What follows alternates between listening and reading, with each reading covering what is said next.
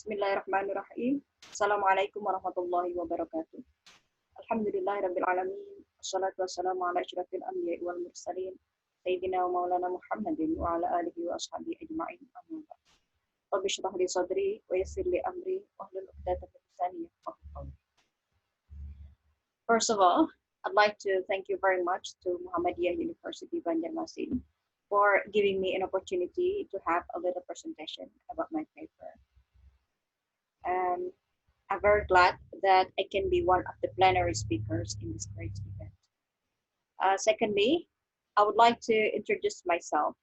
My name is Rahma Pitria Ningsih, MPD. I'm an English lecturer in Mechanical Engineering Department, Banjarmasin State Polytechnic. And I'm also a tutor in Language Service Center at Win Antasari, Banjarmasin. So today, I am here to talk to you about my paper entitled Balancing Fluency and Accuracy Practices, Model of Instruction from a Private English Course. So before I start my presentation, I'm going to share my slide to you. Hopefully you can see clearly.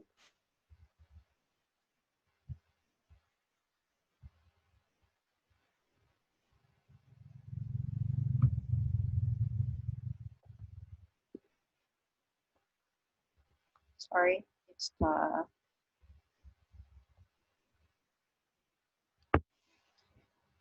okay. So my talk is going to be divided into three parts. The first part is talking about problems of this research.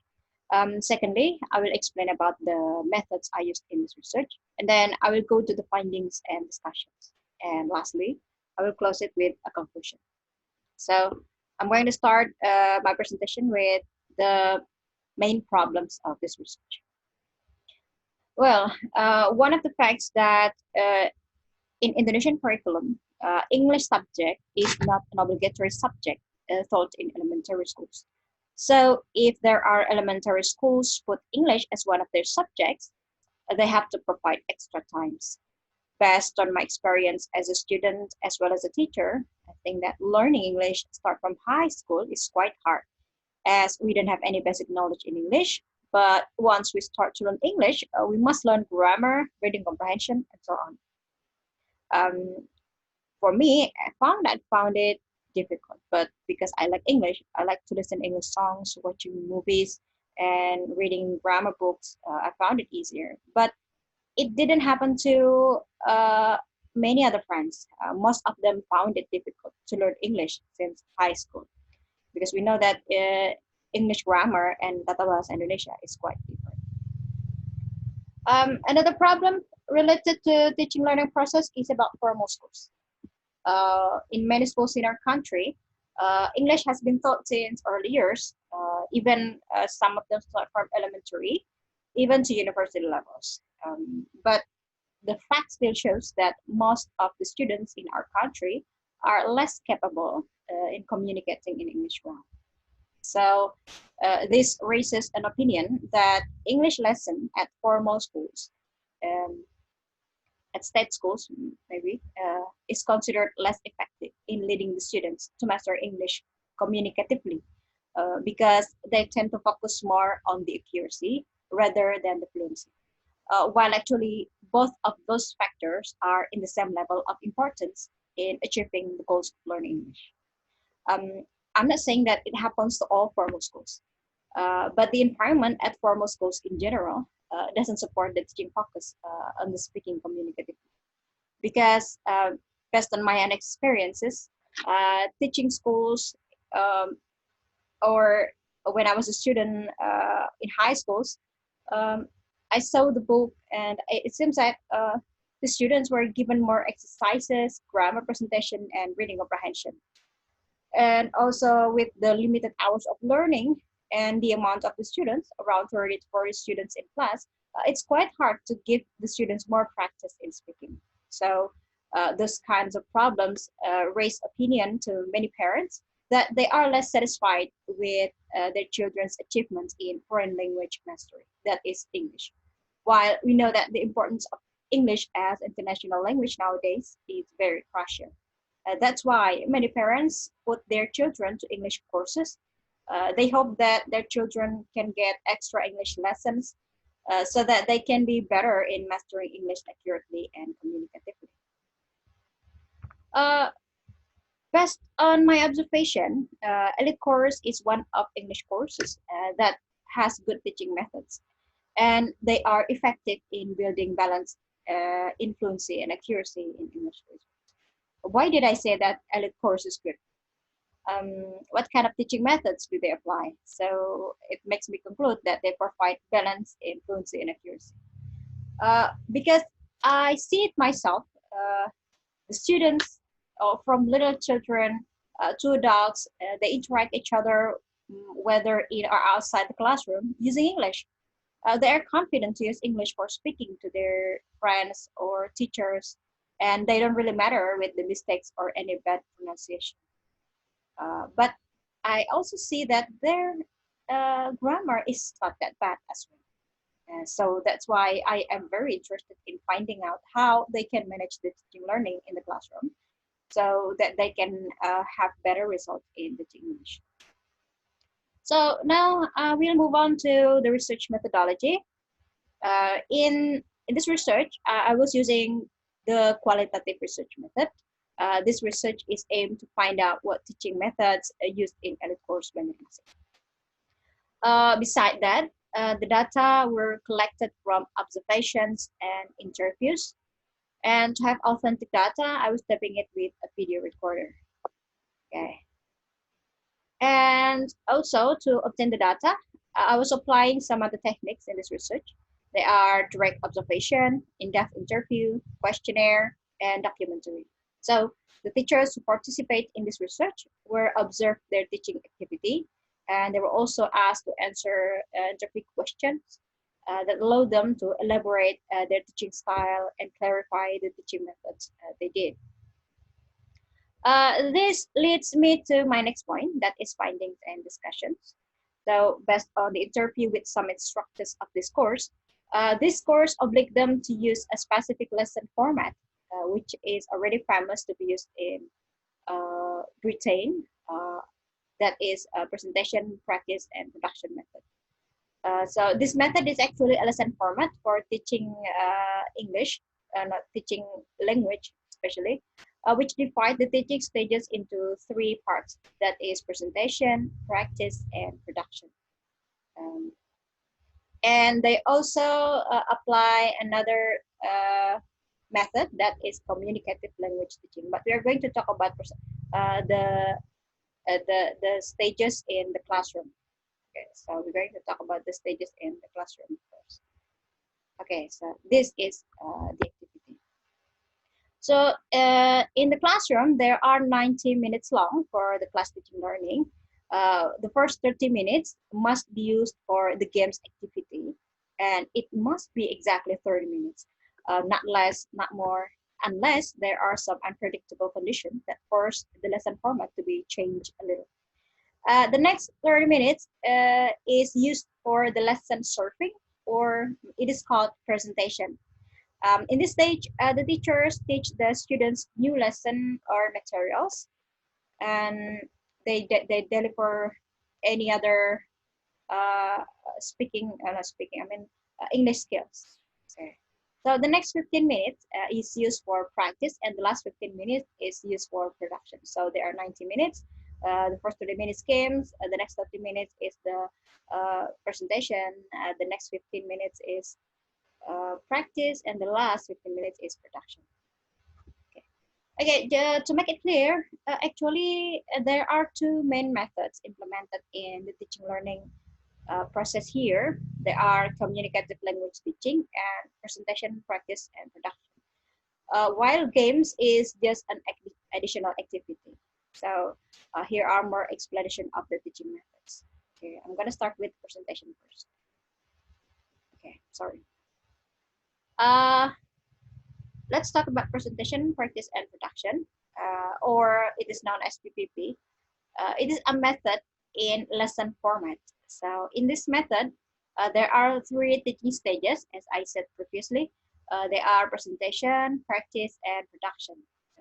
In the presentation stage, the teachers deliver the lesson to the students, starts from vocabularies, grammar, other materials, and also all the course.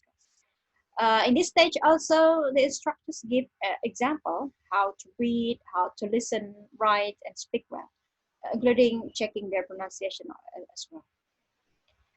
In the practice stage, the students are evaluated their written capability.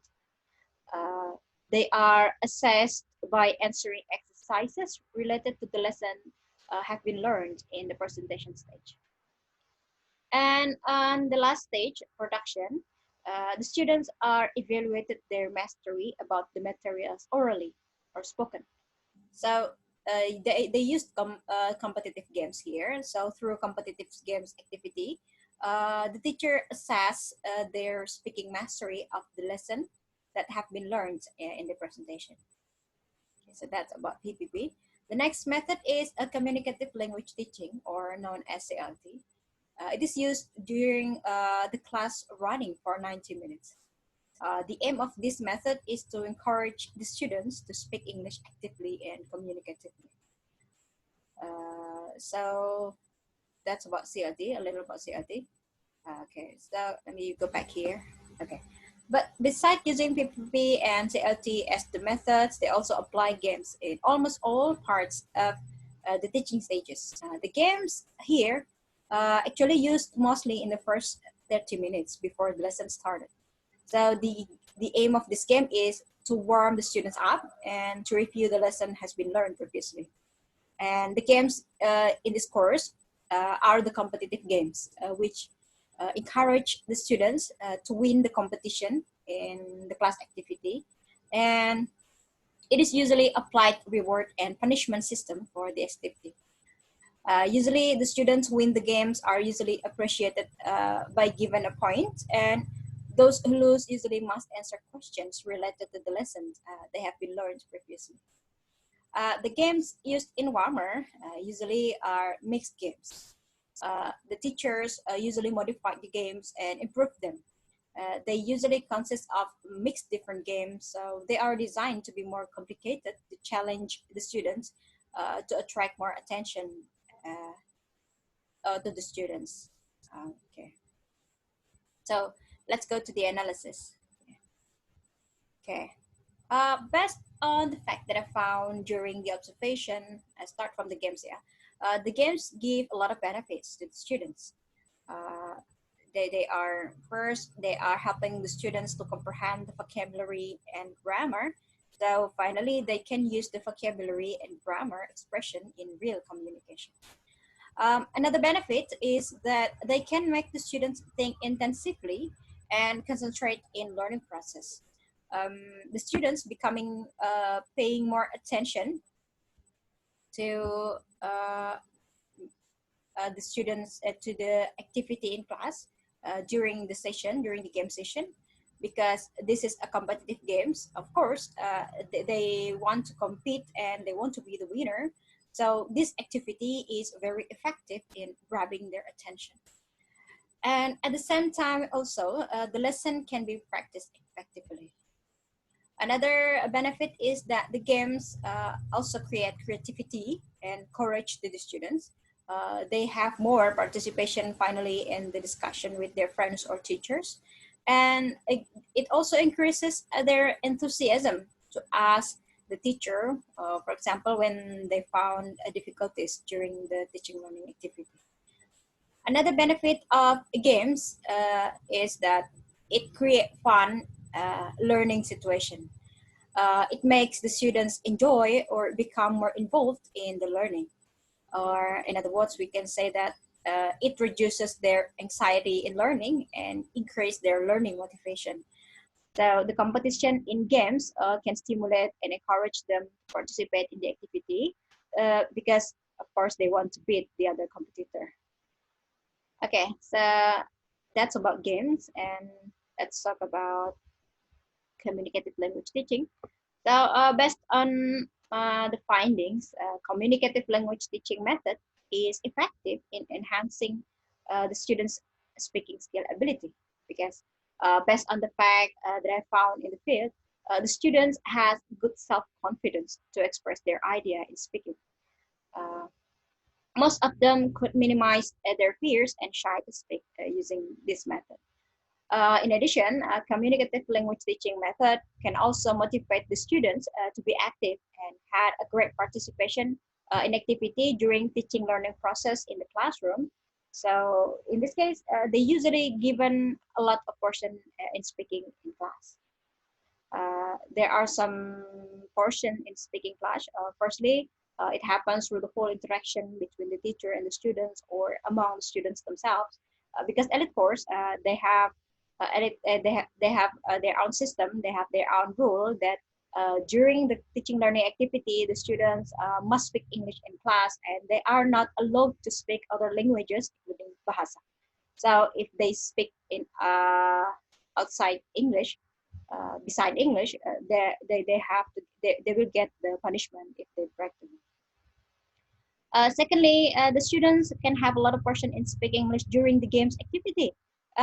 They are involved and take part in a number of meaningful activities with different tasks because, of course, during the activity they need to communicate with their partners. They have to use English during that games activity. Thirdly, they also have a portion in speaking English during the elicitation in the present stage. Usually, the teachers stimulate the students to guess the vocabulary or phrases delivered by the instructors through some teaching techniques. For example, through teachers mime and then the students guess. Or the teachers show pictures and the students guess. They also speak English in that stage. So during the delivering of the materials, it is not only the teachers who present the material, but also the students are involved to take part in speaking, in defining the materials during this activity. Fourthly, they have portion through the production stage. In this stage, the students are evaluated their speaking mastery related to topic being learned in the presentation. Okay, so let's talk about PPP now. While PPP method actually has a different benefit. Based on the results of the observation, PPP method makes the instructor's job easier in delivering the materials. They become easier in designing the lesson plan. Sorry, sorry. PPP method make the teacher's job easier in teaching the materials. They become easier in designing the lesson plan and they apply and when they apply it in the classroom because the teaching stages are systematically arranged very well. So the target of the teaching goals can be reached easily. And also the students become easily absorb the materials, understand the materials delivered by the instructors. Because the material division is clear, so that the language focus that is going to be taught is clear as well. And in this presentation stage, there is some portion for elicitation that is presenting new vocabularies, new grammar, or new other lessons that will be used for teaching greater lessons like reading text, like writing, etc. So that is about PPP. So finally, I come to a conclusion of my presentation today. Elite English course is implementing good teaching environment actually to balance fluency and accuracy in teaching English. So they don't just focus on the accuracy and the grammar. They don't just focus on the reading text, but they also teach them how to communicate that English well. They also teach them how to use English communicatively. So the instructors in elite course use three main teaching methods, two actually, yeah, in delivering the lesson. The first method is communicative language teaching. This method used in the whole teaching learning stages. The second method is presentation practice production, or we call it PPP. That is a method in lesson format. And in this stage, there are three teaching stages: presentation, practice, and production. And the last activity is just a game. That is a competitive game which were implemented as a warming up in warmer and also in production activity in the classroom. The games also can warm up the situation in presentation stage. Uh, so uh, the teacher can deliver the materials that can make the students feel relaxed in the classroom. Okay, so that brings me to the end of my presentation. Thank you all for listening. It was a pleasure to be here today. So I close this presentation by saying Alhamdulillah. Alhamdulillahirabbil alamin. Thank you. Assalamualaikum warahmatullahi wabarakatuh.